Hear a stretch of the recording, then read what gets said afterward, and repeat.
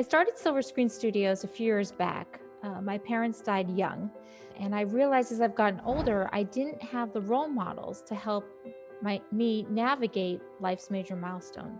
We are grateful for this opportunity to be here today with you all and to share the legends we love, their stories, and hopefully some words of wisdom that we can all live by during this challenging time.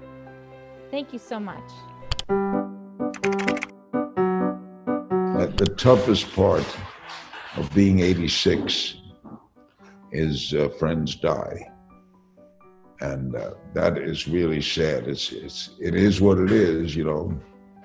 And I've also had every known illness known to man. I've had I've had heart and kidney, but I don't know what it is. There's some a doctor said that I have what was the term he used? Incomprehensible, incredible spirit. So I don't know where that comes from, but I do feel I love living. I like being around. I like tuning in on things. I like opening my eyes in the morning and being relevant. I got a lot of blessings. I have been at the head table of life. I've seen evil and good. I've seen bad things and nice things. I get a chance to interview so many people and world leaders. Hey, I've been doing it 63 years. 3 years of interviewing people. And you think that after all this time that I would be tired of it, and I'm not. I still look forward to the next interview. I did 2 today, and I love asking questions. I love the whole ball of wax. So yeah, I've been blessed. I was given the opportunity to work at something that came easily to me.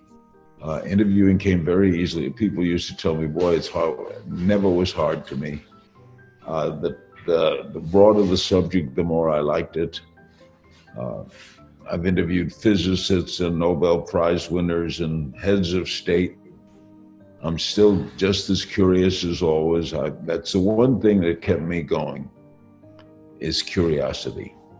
My endless search to learn more never left me. It's really good for all of us to stop a minute. Stop a minute. Think about it. Look at what you got and where you were and what you want. Just we're too busy. It's just a busy civilization. Stop a minute. Take a couple days off. Do nothing. Sit in the garden. Think about your life. Think about your parents' life and what it is you want in the future. We have so much in this country. And we want to keep ourselves healthy and well. And how prosperous do you have to be? You don't have to have everything. So take stock of all your blessings, okay?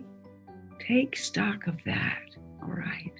I've had a very good life, and it was a very difficult beginning. So I commend you. If things are tough at the beginning, that's the thing that gives you the drive and gets you centered. My mother was a Canadian, came way up from the prairies of Saskatchewan and had nothing, but she said, you can be anything. So that's the way I was raised.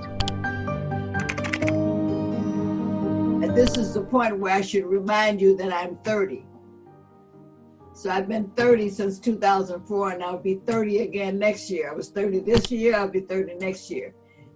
That way I don't have to hear about, oh, it's too late for this or it's too that. So my CD that I did is called It's Never Too Late. Never Too Late for Life. People used to come and ask me when I was on the Jeffersons, and I was still over in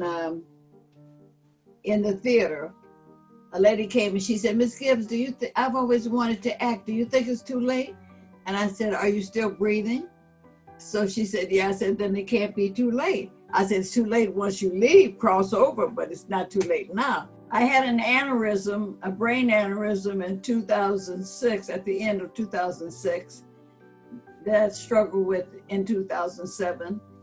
And just coming back, when I thought that was the end, just coming back from that and realizing it's just another step. So now I'm learning to stay in the now. And you know, all the news is about yesterday and tomorrow. We can't visit tomorrow, so you certainly can't go there. So I'm learning to stay in the now and try to stop my brain, which is going all the time. Stop all the brain noise. I'm someone who believes that if the moment is ripe and good, every split second of the life that led up to it has been worth it, which includes all the agony, all the pain, all the bad years, all of the troubles, it's what it took to get you to this moment. If I have my senses with me, I'm living in this moment, and this is my moment. It took me every split second of my life to get here. So it has to be important. I'm very well aware of my age, and it doesn't scare me so much as it lingers in my mind, because I want more of what got me here. I have 25-year-old twin daughters. Neither of them is married yet.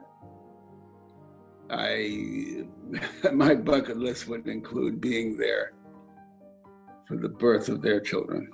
And who knows, I don't know what I'm having for dinner. I'm looking forward to that too. I would hope that people, when they, years from now, decades from now, hopefully at least a decade from now, would say, man, he was a funny guy. He told great stories, and I miss him. That'll be a sufficient legacy for me. What I'll do on a personal level would be for my grandchildren.